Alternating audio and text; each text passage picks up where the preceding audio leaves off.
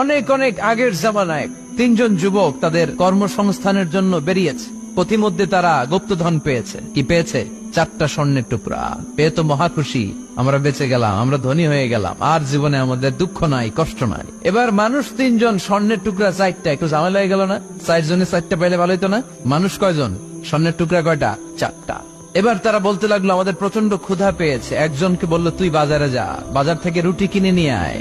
সে রুটি কিনতে গেল, আর এই 2জন মিলে ভাবতে লাগলো শয়তানের ওয়াসওয়াসায় পড়ে একটা কাজ করি, যেটার রুটি আনতে পাঠাইছে ওটারে যদি শেষ করে দিতে পারি, মানে ওটার কেল্লা যদি ফতে করে দিতে পারি, তাহলে তো আর ভাগাভাগির কোনো কাজ নাই। স্বর্ণ 4টা, তুই পাবি 2টা, আমি পাবো।